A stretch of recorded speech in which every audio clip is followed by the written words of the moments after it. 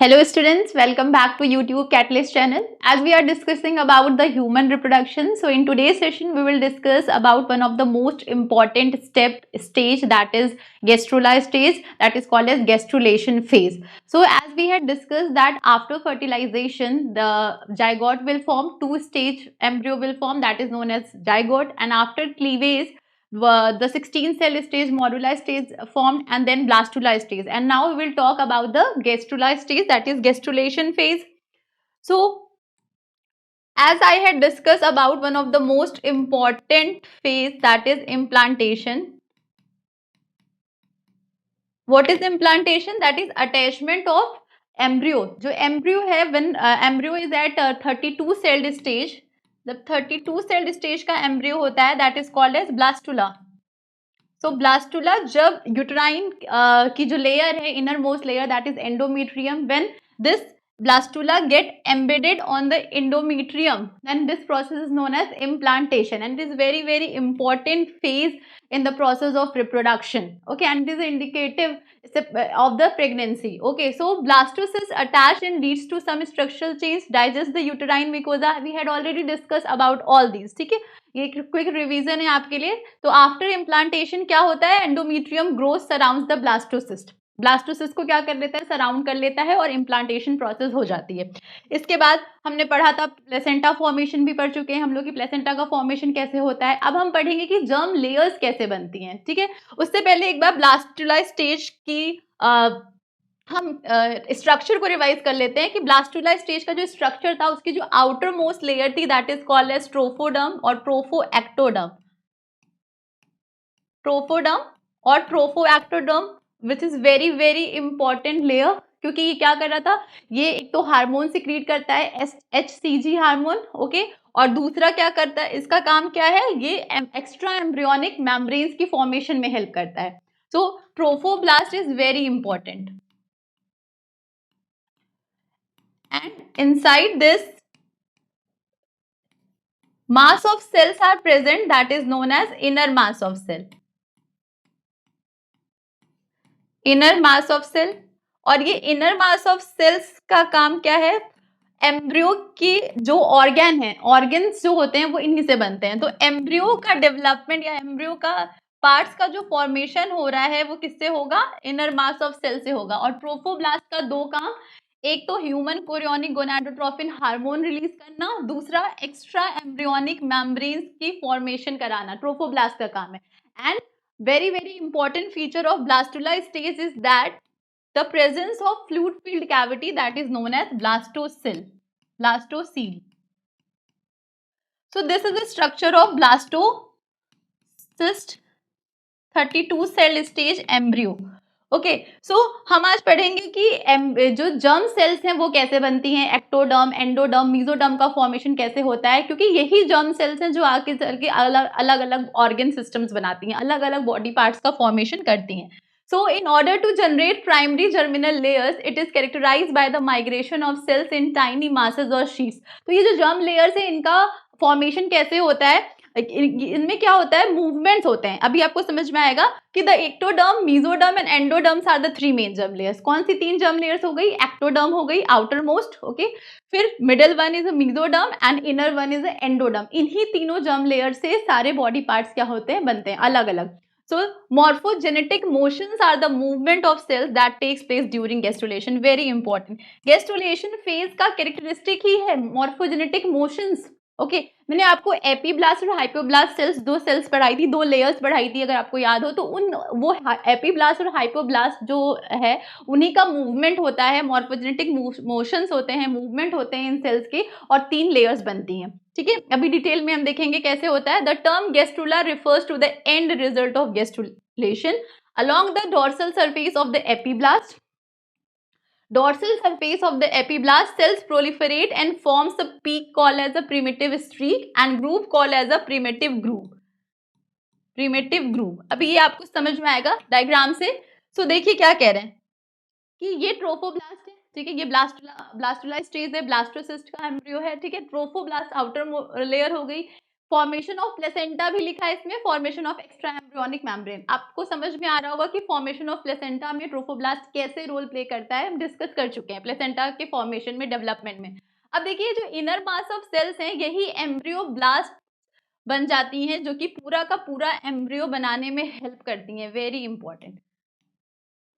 ठीक है, ये स्ट्रक्चर आपको याद आ रहा है, 2 लेयर्स बताई थी, एपीब्लास्ट और हाइपोब्लास्ट। ये जो ट्रोफोब्लास्ट की लेयर है और इसके जो इनर मास सेल्स होते हैं इनके बीच में एक कैविटी बन जाती है जिसको एमनियोटिक कैविटी कहते हैं, और इसके अराउंड जो लेयर है उसको एमनियन लेयर कहते हैं, और एमनियन लेयर के भी ऊपर जो लेयर है उसको कोरियन लेयर बोलते हैं, और यॉर्क सैक और एक एलेंटियोस। तो 4 एक्स्ट्रा एम्ब्रियोनिक मेम्ब्रेन में हमने डिस्कस किया था। तो ये जो एमनियोटिक कैविटी हो गई, ये यॉर्क सैक हो गया, ऊपर वाली लेयर जो ब्लैक से है दैट इज एपीब्लास्ट, और उसके नीचे जो है वो क्या है, हाइपोब्लास्ट है। ठीक है, क्या कह रहे हैं, इसको जरा ध्यान से देखिए। इन्होंने बोला कि dorsal surface, along the dorsal surface of the epiblast cells proliferate, ये प्रोलिफरेट टू, स्पेलिंग एरर है, सेल्स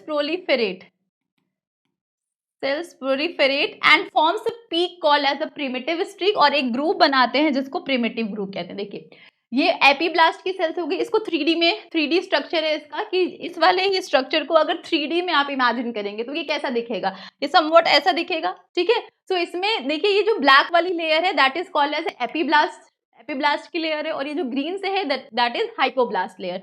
तो क्या कह रहे हैं कि, और एक और चीज याद रखिएगा, ये जो स्ट्रक्चर है इसके जो 2 एंड्स हैं इसमें, ठीक है, तो 2 एंड से, तो ऊपर वाले एंड को क्या बोलेंगे, क्रेनियल एंड, और नीचे वाला जो पोल है उसको क्या बोलते हैं, कॉर्डल एंड बोलते हैं। ठीक है, यही वाला स्ट्रक्चर है, बस इसको हम 3D में देख रहे हैं।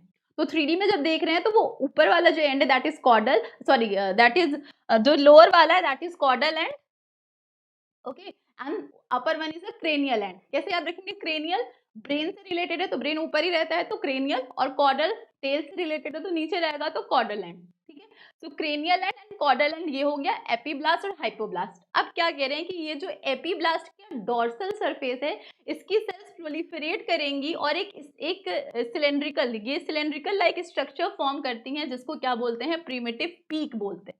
ठीक है, प्रिमिटिव पीक बोलते हैं, और प्रिमिटिव पीक और प्रिमिटिव नोड, ये जो ऊपर वाला है उसको प्रिमिटिव नोड बोलेंगे, और फिर प्रिमिटिव पीक। ठीक है, तो देखिए ये जो प्रिमिटिव नोड है इसको पहले प्रिमिटिव पिट बोला जाता है। ठीक है, और ये ग्रूव होता है। तो इसको, इसमें क्या लिखा है ये देखिए, डॉर्सल सरफेस पे, along the dorsal surface of the epiblast cells proliferate and forms a peak called as a primitive streak. एक पीक बना रही है, जो सेल्स प्रेजेंट है वो क्या कर रही हैं, प्रोलिफरेट कर रही हैं, और एक पीक बना रही है जिसको प्रिमिटिव स्ट्रीक बोलते हैं, और एक ग्रूव बन रहा है जिसको क्या बोल रहे हैं, प्रिमिटिव ग्रूव बोल रहे हैं। और यही जो प्रिमिटिव ग्रूव और प्रिमिटिव पिट है, ये प्रिमिटिव नोड और क्या फॉर्म कर लेती है, मतलब ये प्रिमिटिव पिट बाद में बनाएगी और प्रिमिटिव ग्रुप बाद में बनाएगी। जो पहले स्ट्रक्चर बनेगा वो क्या बनेगा, प्रिमिटिव नोड बनेगा। यही प्रिमिटिव नोड आगे चल के क्या कहलाता है, प्रिमिटिव पिट बना लेता है। ठीक है, और इसी प्रिमिटिव पीक को हम क्या बोलते हैं, प्रिमिटिव ग्रुप बोलते हैं। ठीक है, तो 2 स्ट्रक्चर हो गए, प्रिमिटिव पिट और प्रिमिटिव ग्रुप। ठीक है, अब देखिए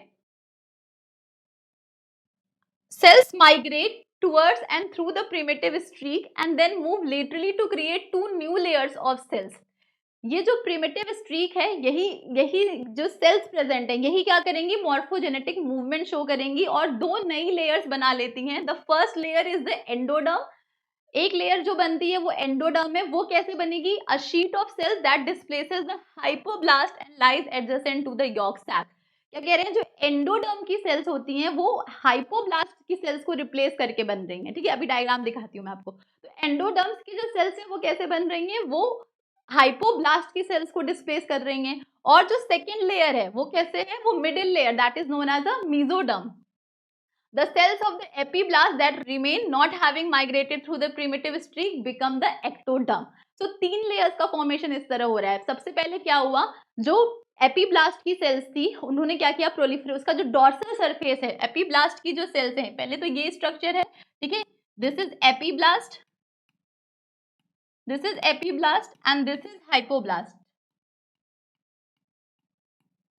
इसको जब हम 3D व्यू में देखेंगे, 3D देखेंगे इसका, तो ये कुछ ऐसा दिखेगा।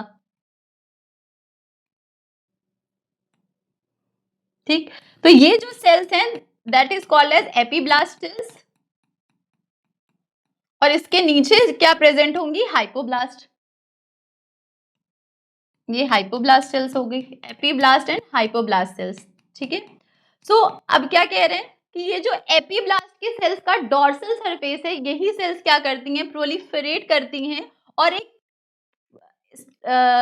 प्रिमिटिव स्ट्रीक का फॉर्मेशन, ऐसे सिलिंड्रिकल लाइक स्ट्रक्चर बन जाता है। ये यही सेल्स हैं जो प्रोलिफरेट कर रही हैं। ठीक है, और ये क्या बना लेती है, प्रिमिटिव नोड, प्रिमिटिव पिट और प्रिमिटिव स्ट्रीक बना ले रही हैं। ठीक है, प्रिमिटिव ग्रूव बना ले रही हैं।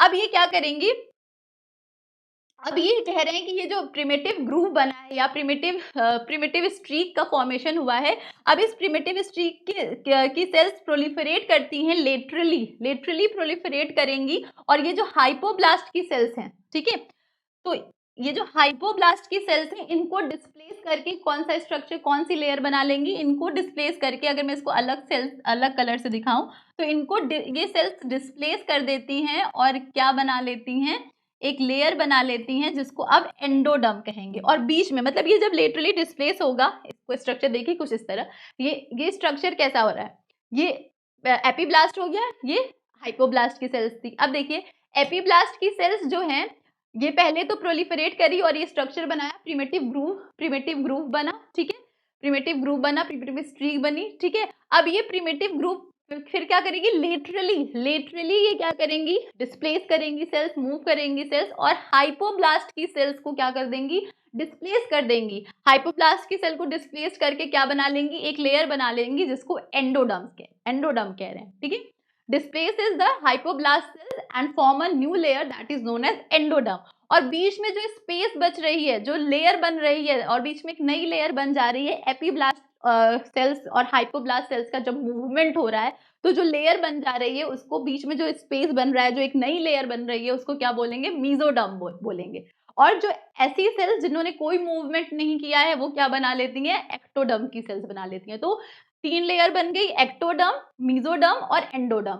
सिंपली एक्टोडर्म और मीजोडर्म किससे बन रहे हैं, एक्टोडर्म और मीजोडर्म एपीब्लास्ट से बन रहे हैं। एपीब्लास्ट की वो सेल्स जो मूवमेंट नहीं कर रही हैं, doesn't show any movement, forms ectoderm, और जो मूवमेंट कर रही हैं वो मीजोडर्म बना ले रही हैं। ठीक है, ये लिखा हुआ है, the cells of the epiblast that remain not having migrated through the primitive streak becomes the ectoderm. ठीक है, एक्टोडर्म बना ले रही हैं। और जो हाइपोब्लास्ट सेल्स को रिप्लेस कर रही हैं वो कौन सी लेयर बन रही है, वो एंडोडर्म लेयर बन रही है। ठीक, तो इसमें देखिए जो मीजोडर्म होता है उसका सबसे इंपॉर्टेंट रोल होता है फॉर्मेशन ऑफ नोटोकॉट, वेरी इंपॉर्टेंट। कौन सी लेयर है, जर्म लेयर, जो नोटोकॉट का फॉर्मेशन करती है, तो that is mesoderm. Okay, mesoderm और नोटोकॉट की फॉर्मेशन को न्यूरलेशन बोलते हैं। ठीक है, इसको हम न्यूरलेशन टॉपिक में पढ़ेंगे कि नोटोकॉट का फॉर्मेशन कैसे होता है। तो 3 जर्म लेयर्स, एक्टोडर्म, मीजोडर्म और एंडोडर्म का फॉर्मेशन कैसे हो रहा है, एपीब्लास्ट और हाइपोब्लास्ट की जो सेल्स होती हैं वो मॉर्फोजेनेटिक मोशंस, मूवमेंट शो कर रही हैं। सबसे पहले एपीब्लास्ट की सेल्स क्या करती है, प्रोलिफरेट करती है, डॉर्सल सरफेस जो है वो प्रोलिफरेट करेगा एपीब्लास्ट सेल्स का, और एक रॉड लाइक स्ट्रक्चर बनाएगा। याद करने के लिए समझ लीजिए कि रॉड लाइक स्ट्रक्चर बन रहा है जिसको प्रिमिटिव स्ट्रीक बोल रहे हैं। ठीक है, प्रिमिटिव स्ट्रीक बोल रहे हैं, और यही प्रिमिटिव स्ट्रीक की सेल्स फिर क्या करती हैं, डिस्प्लेस करती हैं, मूवमेंट करती हैं, लेटरली मूवमेंट करके एक दो नई लेयर बना रही हैं, एक मीजोडर्म मिडल लेयर, और हाइपोब्लास्ट सेल्स जब डिस्प्लेस्ड हो रही हैं तो एक नई लेयर बन रही है, that is known as endoderm. ठीक है, न्यूरोलेशन मैंने बताया फॉर्मेशन ऑफ नोटोकॉट, और नोटोकॉट किससे बनता है, मीजोडर्म से बनता है। तो neurulation will take place shortly after the gastrulation phase and the notochord will be formed at this phase by mesodermal cells, very important। तो notochord किससे बनता है, mesodermal cells से बन रहा है, which are the middle layer from gastrulation। so gastrula stage जो होती है, gastrula stage पे जब embryo होगा तो 3 germ layers बन जाएंगी। कौन कौन सी, एक्टोडर्म, मीजोडर्म एंड एंडोडर्म। सबसे पहले एक्टोडर्म, मीजोडर्म, और जो ये एपीब्लास्ट सेल्स रोल प्ले कर रही हैं। ठीक है, एपीब्लास्ट सेल्स रोल प्ले कर रही हैं for the formation of this and this, and hypoblast cells का जब रिप्लेसमेंट हो रहा है, हाइपोब्लास्ट सेल्स जब रिप्लेस कर रही हैं तो क्या बना ले रही हैं, एंडोडर्म बना ले रही हैं। और मेसोडर्म का काम है नोटोकॉर्ड का फॉर्मेशन करना, और भी स्ट्रक्चर्स बनाते हैं but main one is formation of notochord, formation of notochord. So इस तरीके से क्या होता है, जर्म लेयर्स की फॉर्मेशन होती है। देखिए यहाँ पे ये वही स्ट्रक्चर है जो हमने इम्प्लांटेशन में पढ़ा था, इम्प्लांटेशन में भी पढ़ा था ये स्ट्रक्चर, एक्स्ट्रा एम्ब्रियोनिक मेम्ब्रेन जब आपको समझाया था तब भी पढ़ा था हमने कि ये जो ट्रोफोब्लास्ट की सेल्स होती हैं और इनर मास की सेल्स होती हैं, ये क्या करती हैं, ये मूव, इन दोनों के बीच में जो इनर मास की सेल्स है और जो ट्रोफोब्लास्ट है उसमें एक कैविटी बन जाती है जिसको एमनियोटिक कैविटी बोलते हैं, और ये एपीब्लास्ट हो गया, ठीक है, एपीब्लास्ट हो गया। एम्ब्रियो जो है इस इनर मास सेल्स की तरफ से एम्बेडेड होता है, ठीक है, तो ये एपीब्लास्ट हो गया, और इधर वाला क्या हो गया, हाइपोब्लास्ट हो गया। दो कलर से दिख रहा है, ये ब्लू और ये पर्पल, तो this is epiblast, this is hypoblast, this is trophoblast. ये एंडोमेट्रियम की लाइनिंग है जिसमें वो जाके क्या हो गया है, एम्ब्रियो एम्बेडेड हो गया है, ठीक है, ये वो स्ट्रक्चर है। अब यहाँ पे देखिए पूरा गेस्टुलेशन स्टेज दिखाया है कि ये जो एपीब्लास्ट की सेल्स हैं, ठीक है, एपीब्लास्ट की सेल्स हैं, ये प्रोलिफरेट कर रही हैं। देखिए एपीब्लास्ट की सेल्स प्रोलिफरेट कर रही हैं और एक स्ट्रक्चर बना रही है जिसको क्या बोल रहे हैं, प्रिमिटिव स्ट्रीक, प्रिमिटिव स्ट्रीक बन रहा है, प्रिमिटिव ग्रुप, प्रिमिटिव स्ट्रीक का फॉर्मेशन हो रहा है, और प्रिमिटिव स्ट्रीक के बाद अब ये सेल्स क्या करेंगी, लेटरली मूव कर रही हैं और हाइपोब्लास्ट की सेल्स को क्या कर देंगे, डिस्प्लेस कर दे रही है, तो वो क्या बना ले रहा है, एंडोडर्म का फॉर्मेशन हो जा रहा है। देखिए ये पहले लेवेंडर शेड में दिख रहा है आपको, पर्पल शेड की सेल्स दिख रही हैं, इस पर्पल शेड की सेल्स में बीच बीच में येलो कलर की सेल्स आ गई हैं, तो ये क्या कर रही है, जो पर्पल कलर की सेल्स हैं हाइपोब्लास्ट की सेल्स, उनको डिस्प्लेस कर रही हैं, इसलिए यहाँ पे नई लेयर्स दिख रही है, ठीक है, नई तरीके की सेल्स दिख रही हैं, तो वो क्या हो गया, एंडोडर्म हो गया। तो हाइपोब्लास्ट से क्या बन रहा है, एंडोडर्म बन रहा है। बाकी एपीब्लास्ट की वो सेल जिन्होंने कोई मूवमेंट नहीं शो किया, that will form ectoderm, and mesoderm will form, जो मिडिल लेयर है that will form the mesoderm. So this is the structure, this is the formation of all the 3 germ layers, ठीक है। अब ये जो germ layers हैं इनका fate क्या होगा, बन तो गई, लेकिन अब इनका फेट क्या है, ये क्या क्या बनाती हैं। सो ये स्ट्रक्चर आई थिंक आपको याद होना चाहिए, रिमेंबर होना चाहिए। इसमें देखिए सारे लेयर्स दिखाई दे रहे हैं, यॉर्क सैक हो गया, ठीक है, एलेंटियोस हो गया, एमनियन हो गया, कोरियन की लेयर हो गई, ठीक है, ये सारी लेयर से अब आप फैमिलियर हैं, वर्ड से फैमिलियर है। अब हर लेयर जो है वो क्या बनाएगी, इनका फेट क्या होगा, है ना, जर्म लेयर्स बनी है तो इनका कुछ ना कुछ तो फेट होना चाहिए, कुछ ना कुछ तो बनाएंगी स्ट्रक्चर। एम्ब्रियो का कौन सा सिस्टम कौन सी लेयर बनाती है, ये इसमें दिखाया है। एंडोडर्म की लेयर डाइजेस्टिव सिस्टम का फॉर्मेशन करती है, लिवर, पेनक्रियाज, लंग्स, ठीक है। मेसोडर्म की लेयर सबसे पहले तो नोटोकॉर्ड का फॉर्मेशन, वो याद रखिएगा, सर्कुलेटरी सिस्टम, लंग्स का फॉर्मेशन करती है, स्केलेटल सिस्टम, मस्कुलर सिस्टम्स का फॉर्मेशन करती है। एक्टोडर्म की लेयर्स क्या बनाती है, hairs, nails, skin, nervous system, ठीक है। और भी फेट्स देख लेते हैं। अगर एक्टोडर्म की बात करें तो एक्टोडर्म का मतलब क्या, आउटर मोस्ट लेयर, तो सबसे पहले एपिडर्मिस का फॉर्मेशन कौन करेगा, डर्मिस लेयर, एपिडर्मिस लेयर का फॉर्मेशन एक्टोडर्म करती है, लेकिन डर्मिस लेयर का फॉर्मेशन कौन करता है, मेसोडर्म से होता है, ठीक है, वेरी इंपॉर्टेंट। एपिडर्मिस एक्टोडर्म करेगा, ऊपर वाली लेयर एपिडर्मिस कहलाती है, तो एपिडर्मिस एक्टोडर्म, और मेसोडर्मिस से क्या बनेगा, मेसोडर्म से डर्मिस की लेयर बनेगी। क्यूटेनियस ग्लैंड्स, नर्वस सिस्टम, आई, ठीक है, इंटरनल ईयर, एक्सटर्नल ईयर, ये सब एक्टोडर्म की जर्म लेयर से फॉर्म होते हैं। एडर्नल मेडुला, मेडुलस की जो ग्लैंड्स हैं, pineal gland, pituitary gland, sense organs जो हैं वो सब एक्टोडर्म्स जर्म लेयर से बनता है। मेसोडर्म से क्या क्या बन रहा है, dermis, muscular tissue, connective tissue, ठीक है, blood, kidneys, gonads, urinary and genital ducts, very important, urinary and genital ducts mesoderm से बनते हैं, ठीक है। सीलम हो गया, कैविटी जो होती है, ठीक है, कोरियोड, सीलम आपने पढ़ा होगा एनिमल किंगडम में जब पढ़ा होगा आपने, ठीक है, स्प्लीन, ये सब इंपॉर्टेंट है, आपको याद होने चाहिए। एपिडर्मिस याद रखिएगा, एपिडर्मिस एक्टोडर्म से बनता है, डर्मिस मेसोडर्म से बनता है, ठीक है। सेंस ऑर्गन एक्टोडर्म से बनते हैं, नोटोकॉर्ड मेसोडर्म से बन रहा है, ठीक है, डर्मिस मेसोडर्म से बन रही है, यूरिनरी एंड जेनाइटल डक्ट्स, ठीक है, स्प्लीन का फॉर्मेशन जो होता है वो क्या होता है, मेसोडर्म से बनता है, ठीक है। एंडोडर्म, एंडोडर्म से गट, जो गट होगा वो एंडोडर्म से बनेगा, ठीक है। स्टमक की जितनी ग्लैंड्स हैं और इंटेस्टाइन की जितनी ग्लैंड्स हैं वो एंडोडर्म से बन रही हैं। टंग हो गया, लंग्स हो गया, ट्रैकिया, ठीक है, ये ट्रैकिया होगा, ट्रैकिया, ठीक है, gills, liver, parathyroid glands, thyroid glands, thymus, इन सब का फॉर्मेशन। तो अलग अलग जर्म्स लेयर्स का अलग अलग फीट होता है। तो ये सब क्या कर रही है, ये सब का मेन काम है सारे ऑर्गन सिस्टम फॉर्म करना। ठीक है, आपने पढ़ा होगा कि सेल्स होती हैं, ठीक है, सेल्स, बहुत सारी सेल्स मिलके क्या बनाते हैं, टिश्यू बनाते हैं, टिश्यू से बनते हैं ऑर्गन, और ऑर्गन से ही बनता है तो है ऑर्गन सिस्टम। ऑर्गन सिस्टम जैसे circulatory system, digestive system, respiratory system, excretory system, nervous system, ये सारे सिस्टम जब बनते हैं तब जाकर के ऑर्गेनिज्म बनता है,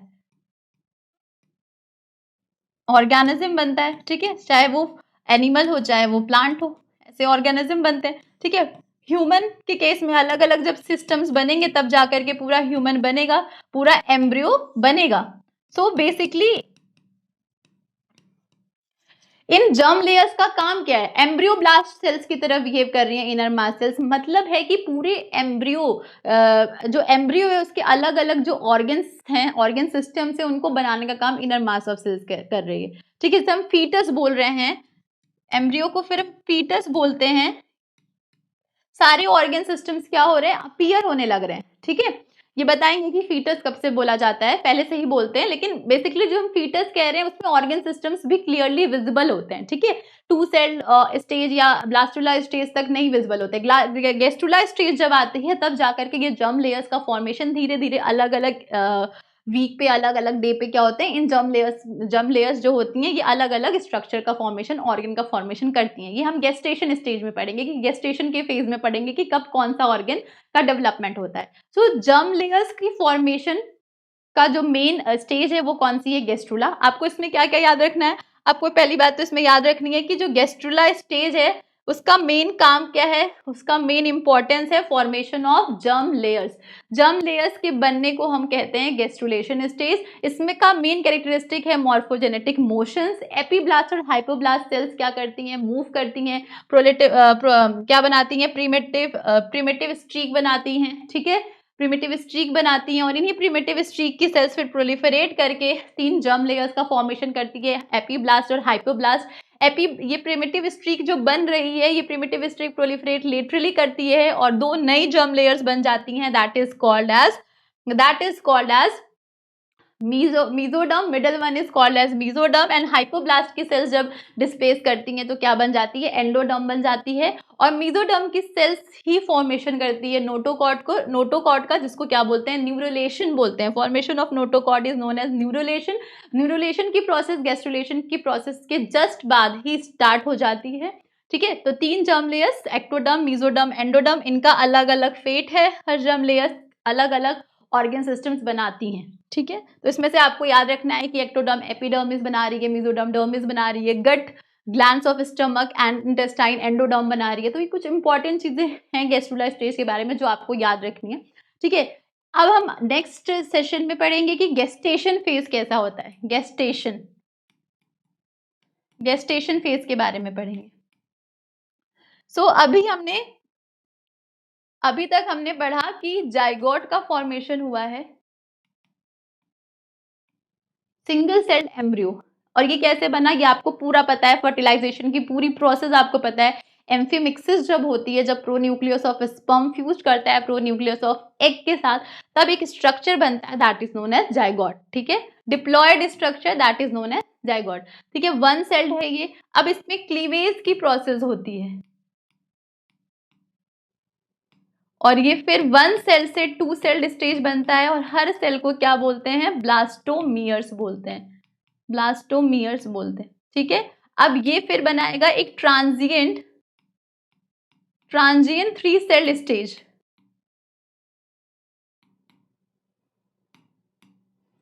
ट्रांजिएंट 3 सेल्ड स्टेज बनती है। ठीक है, फिर 4 सेल्ड स्टेज बनती है।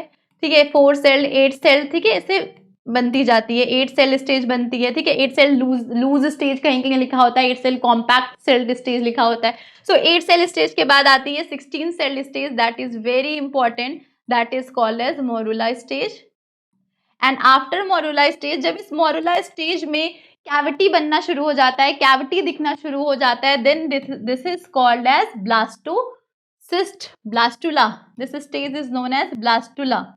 32 celled stage embryo is known as blastula, blastocyst. और इसी ब्लास्टोसिस्ट स्टेज पे प्रोसेस होती है इम्प्लांटेशन की। इम्प्लांटेशन की प्रोसेस होगी, इम्प्लांटेशन की प्रोसेस होगी, ठीक है।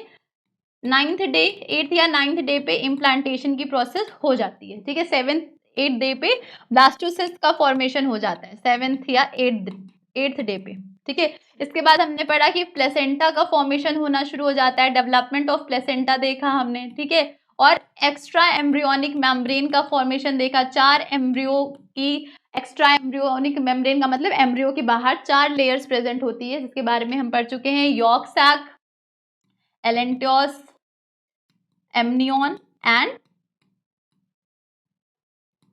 कोरियन। तो इन सब के बारे में हम पढ़ चुके हैं कि कोरियन, और ये भी पढ़ चुके हैं कि प्लेसेंटा में 2 मदर पार्ट्स और फीटल पार्ट कौन कौन से हैं, ठीक है। इसके बाद हमने देखा गेस्ट्रुला स्टेज के बारे में हमने पढ़ा, गेस्ट्रुलेशन फेज के बारे में पढ़ा, जिसमें हमने 3 जर्म लेयर्स के बारे में पढ़ लिया, एक्टोडर्म, मीजोडर्म एंड एंडोडर्म। और इन तीनों लेयर्स का क्या क्या फेट है, क्या क्या सिस्टम्स बनाएंगे, ये हमने पढ़ा, ठीक है। तो यहाँ तक पूरा ऑर्गेन, पूरा जो एम्ब्रियो के पार्ट्स हैं वो बन चुके हैं, ठीक है। एम्ब्रियो के पार्ट्स बन चुके हैं। ये जो पूरा 9 मंथ की, ह्यूमन के केस में जो ये पूरी जर्नी होती है वो 9 मंथ्स की होती है, गेस्टेशन पीरियड जिसको कहते हैं। तो ये 9 मंथ की जो जर्नी है that is known as gestation period, जिसमें पूरे एम्ब्रियो का जो है, या आप कह लो फीटस का पूरा डेवलपमेंट होता है, अलग अलग पार्ट्स बनते हैं। वो कौन सा पार्ट कब बनेगा, इसके बारे में हम गेस्टेशन फेज में डिस्कस करेंगे। और जब पूरा बेबी बन जाता है तो एक लास्ट फेज आता है that is known as parturition, parturition, delivery of the baby, ठीक है। तो ये पूरा ह्यूमन रिप्रोडक्शन के प्रोसेस है, ठीक है। नेक्स्ट सेशन में हम पढ़ेंगे अबाउट गेस्टेशन। तब तक आप लोग रिवीजन करते रहिए। Thank you so much.